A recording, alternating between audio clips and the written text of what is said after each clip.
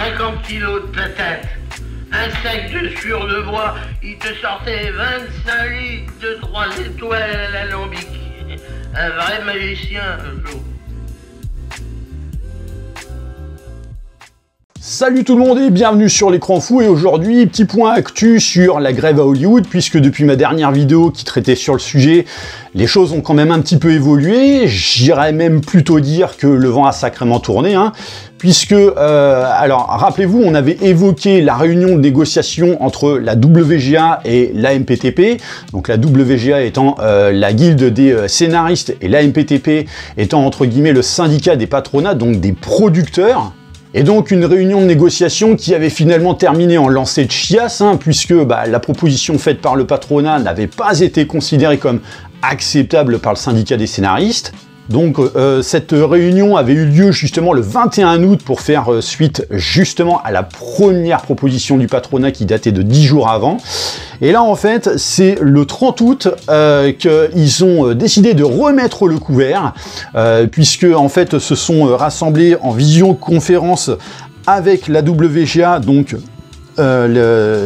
parmi tous les grands patrons. Donc on avait dans un premier temps Mike Hopkins et Jennifer Salk qui représentaient Amazon, Ted Sarandos pour Netflix, Donald Langley pour Universal, David Zaslav pour Warner Bros, et Dana Walden et Alan Bergman pour Disney. Et bon, Carole Lombardini visiblement n'était pas présente, donc Carole Lombardini qui est justement la responsable de l'AMPTP.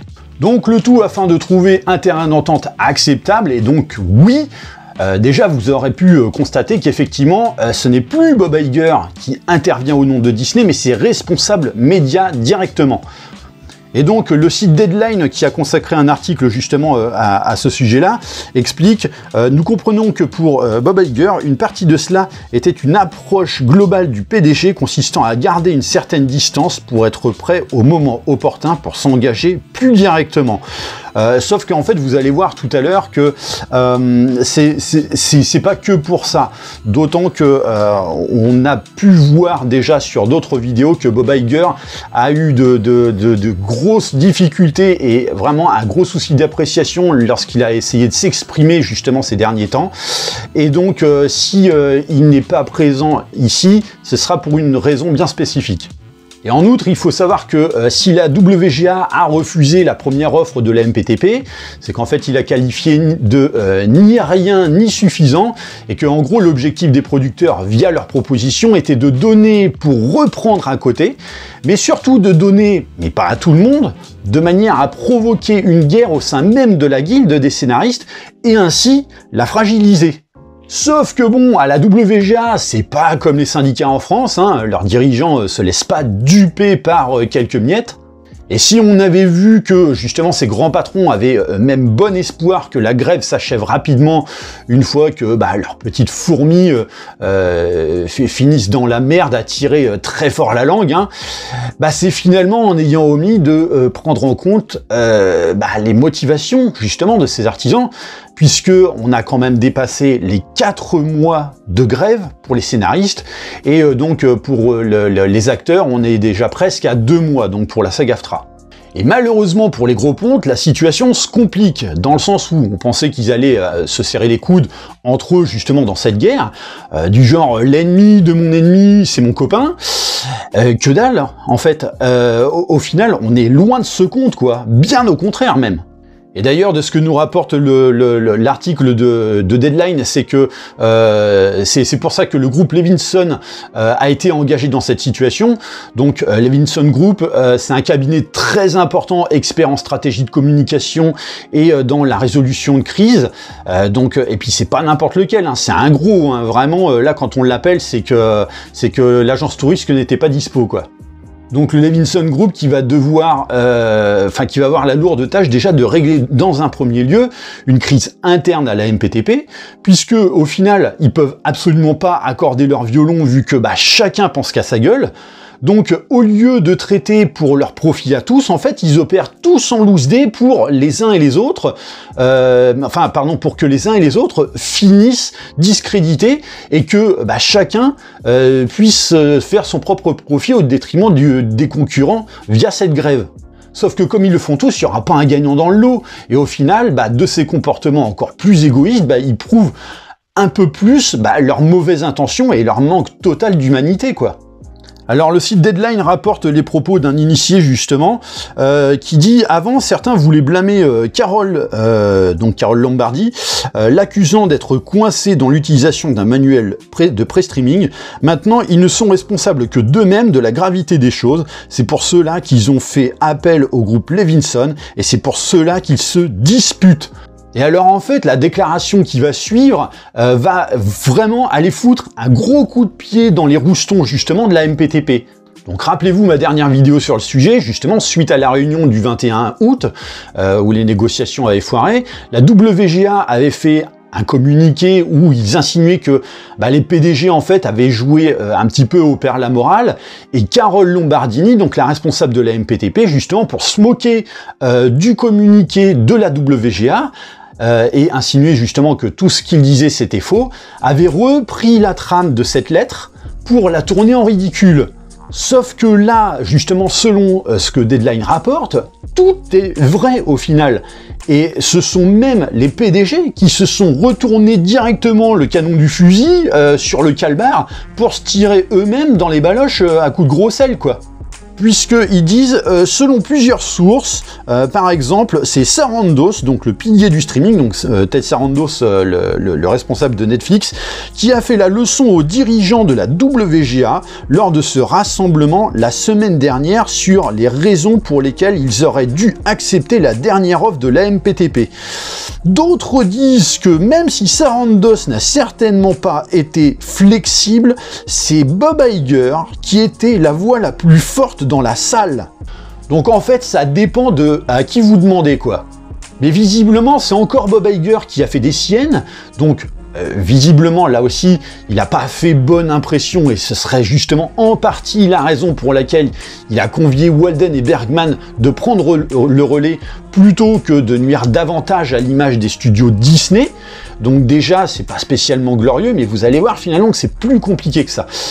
Mais là où c'est drôle, alors, façon de parler quand je dis que c'est drôle, hein, mais Bob Iger, qui a justement fait des siennes ici, donc celui qu'on avait vu, qui avait fait des déclarations où il exprimait avoir un profond respect pour les artisans, hein, donc les artisans qui le rendent riche, tandis que lui, il les traite comme de la merde, ou alors il les vire, hein. Ah non, mais lui, il est trop fort. En matière de culot, je suis sûr qu'il se force même pas, hein. À mon avis, je suis même persuadé, en fait, c'est une passion pour lui.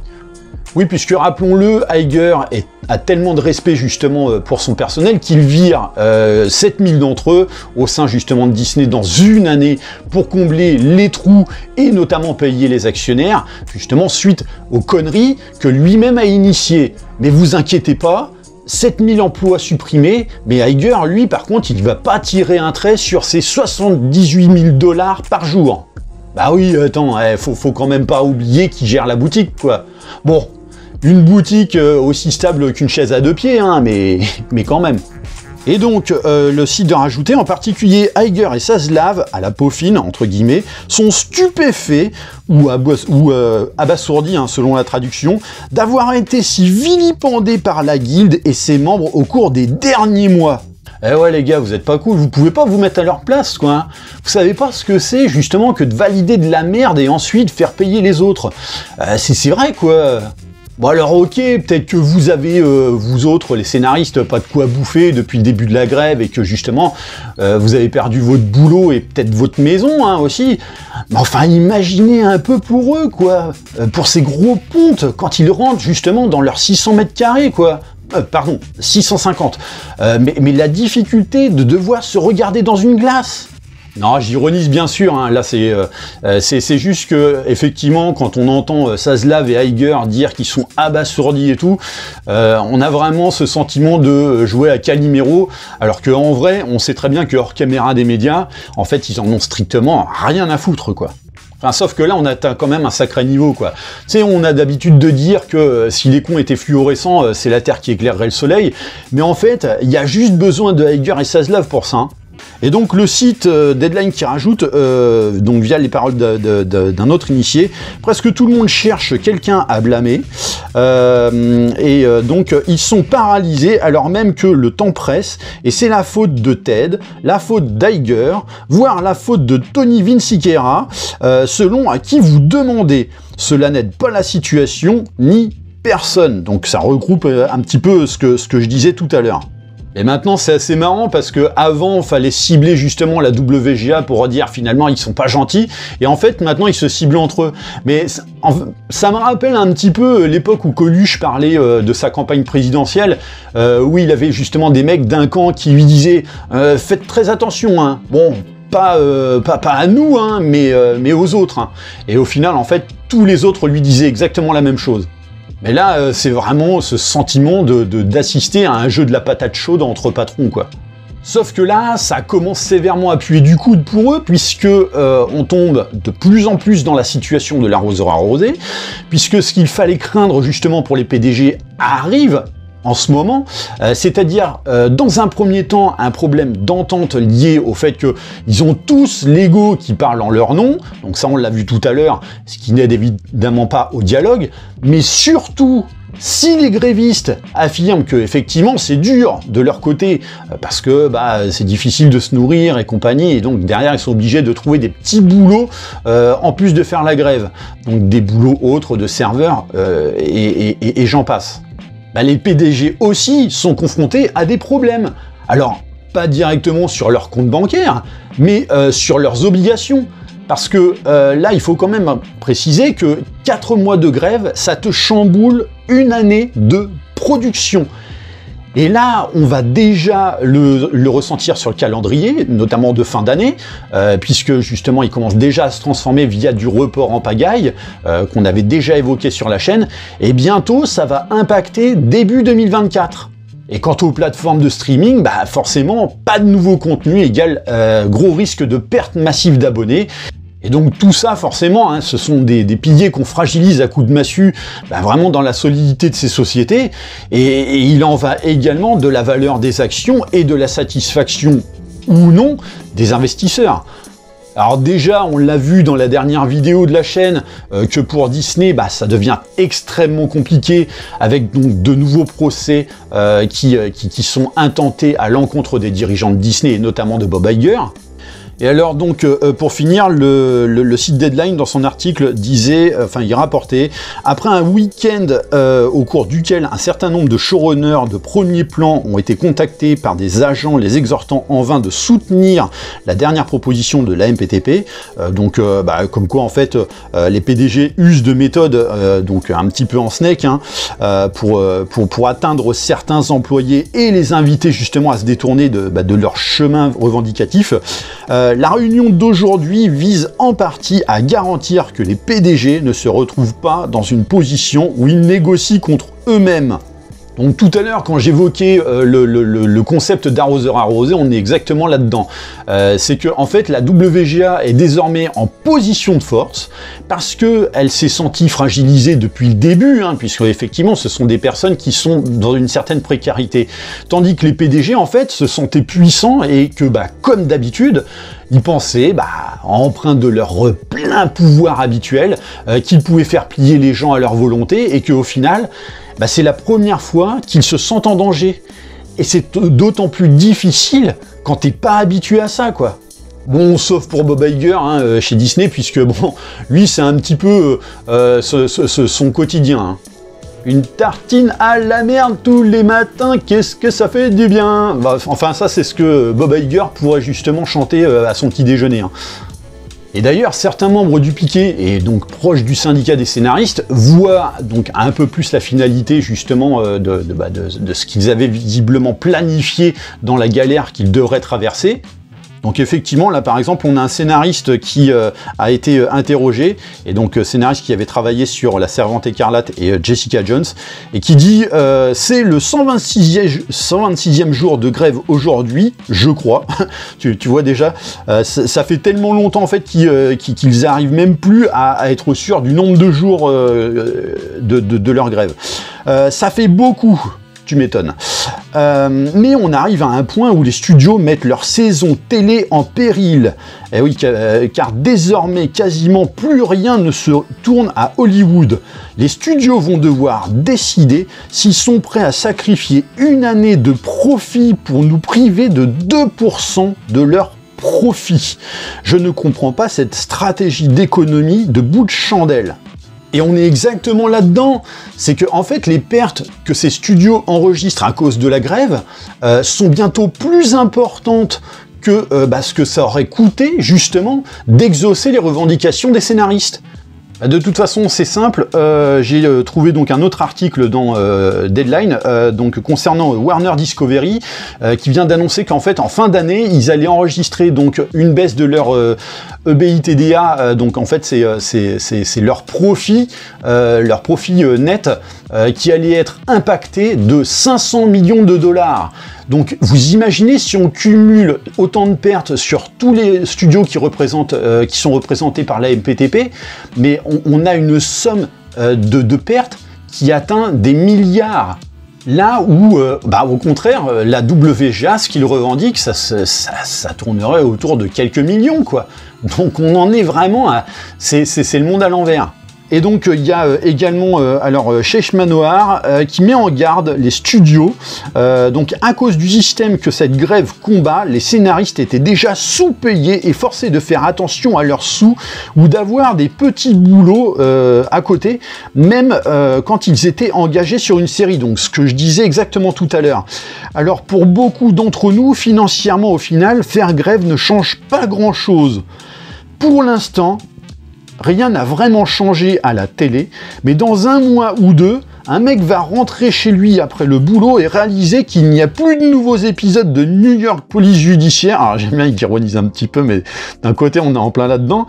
Alors le type va se plaindre, dire « J'ai une vie pourrie, mais cette série me rend heureux, rendez-moi ma série ». Et là, les choses vont bouger. Mais là, visiblement, ça a l'air d'être déjà un petit peu le cas, puisque Netflix semblerait prêt à négocier. Et d'un côté, effectivement, ils sont un petit peu sous la contrainte, dans le sens où ça concerne les géants, vraiment les studios géants, cette grève, donc tous ceux qui sont concernés par la MPTP, qui sont soutenus par la MPTP, mais tous les autres studios, justement, les beaucoup plus petits, qui ne sont pas couverts par la MPTP, eux, derrière, en fait, continuent. Et oui, eux, en fait, ils n'ont pas fermé les portes, justement, aux scénaristes ou aux acteurs. Et d'ailleurs, c'est la dernière déclaration de Adam Driver, je crois que c'était à la Mostra de Venise, mais je suis pas très sûr, donc dans le cadre de sa promo pour Ferrari, donc le prochain film de Michael Mann, il disait « Très fier d'être ici pour représenter physiquement un film qui ne fait pas partie de l'AMPTP et pour promouvoir la décision de la SAG, donc la guilde des acteurs, qui est l'accord provisoire, qui est une tactique efficace. Mais surtout, et c'est là où ça va être intéressant justement, pourquoi des petites sociétés comme Neon et STX International peuvent répondre aux demandes les plus élevées de la SAG alors que des grosses compagnies comme Amazon ou Netflix ne le peuvent pas.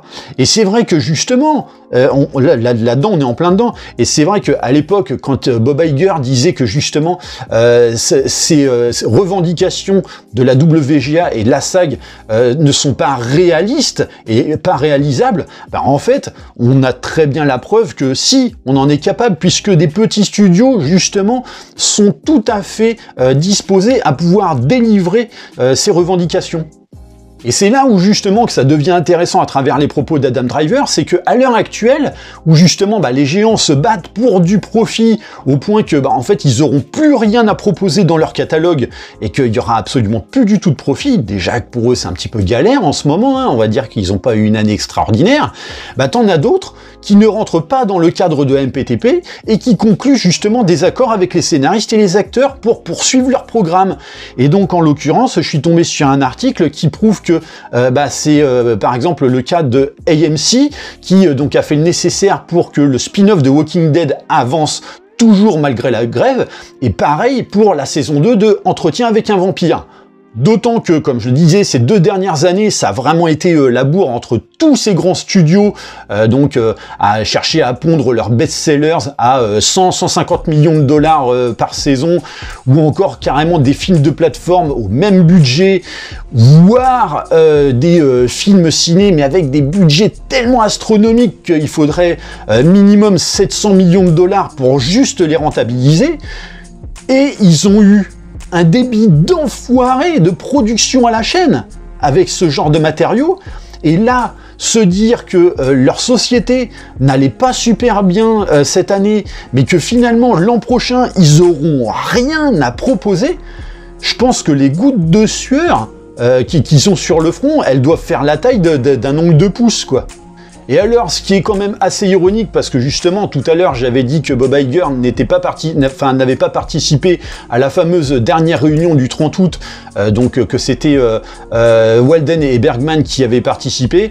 En fin de compte, donc, d'une part, il y a ce que j'évoquais par rapport à Iger, comme quoi, bon, soi-disant, c'était une stratégie et tout, mais non, c'est qu'en fait, il y a un problème de communication, parce que il fait très mauvaise, il a une très mauvaise, il dégage une très mauvaise opinion, donc d'où le fait qu'il soit abasourdi justement par l'opinion qu'on a de lui, tout comme David Zaslav, mais il y a également le fait que pour l'instant, et d'ailleurs je vous invite à aller voir la dernière vidéo sur la chaîne de Goldoclack qui traite du sujet, qui explique très clairement qu'en fait à l'heure actuelle Bob Iger est désavoué par la direction de Disney, donc le PDG, on parle du PDG de Disney, il est actuellement désavoué par la direction et il cherche actuellement à recruter quelqu'un pour l'aider dans des stratégies de communication, donc en dehors du Levinson Group qui lui va vraiment traiter dans le cadre de la communication pour l'AMPTP, donc vraiment pour tous les studios. Mais là en fait il cherche à recruter une personne pour Bob Iger. Le problème c'est que Bob Iger c'est quelqu'un d'extrêmement têtu qui refuse d'admettre ses torts, et donc ça va être très compliqué, parce que là en fait ça va être pour entre guillemets cadrer sa communication, mais aussi le recadrer, parce que chaque fois qu'il a ouvert la bouche ces derniers temps, que ce soit dans le cadre de la grève ou dans le cadre de la situation de l'entreprise, la Walt Disney Company, pour essayer justement de rassurer les actionnaires, alors que à l'heure actuelle en fait les actionnaires ne sont pas dupes et ils ont vu justement, ils ont découvert le poteau rose et il y a des procès qui vont être lancés justement à son encontre. Là effectivement c'est pour ça au final qu'il a été mis de côté justement durant cette dernière réunion, parce que ça allait faire empirer la situation, d'autant qu'à la réunion du 21 août, comme il disait, il a été la voix la plus forte. Donc on en avait déjà parlé à la dernière vidéo, comme quoi Bob Iger allait déjà se retrouver un petit peu dans la merde. Et là, visiblement, ça commence à être très compliqué pour lui, parce que en tant que PDG de Disney, d'être dans une situation où il faut lui assigner justement un expert en communication, là, c'est chaud les marrons quand même. Bref, on continue de suivre l'affaire. Moi, personnellement, en tout cas, je trouve ça fascinant et hyper intéressant de voir à quel point, justement, ces patrons sont en train de lécher la pelle avec laquelle ils ont voulu nous nourrir à la merde, quoi. Et vraiment... Et là où c'est plus drôle, c'est qu'ils espéraient faire souffrir les scénaristes jusqu'à l'automne, mais visiblement, ils iront pas jusque-là eux-mêmes, quoi. Donc voilà, n'hésitez pas à me dire ce que vous pensez de toute cette situation. Bien sûr, pensez à liker et partager la vidéo. Je vous invite bien sûr à vous abonner à la chaîne pour vous tenir informé des prochains contenus. Et je vous dis à très bientôt pour une prochaine vidéo. Allez, bye!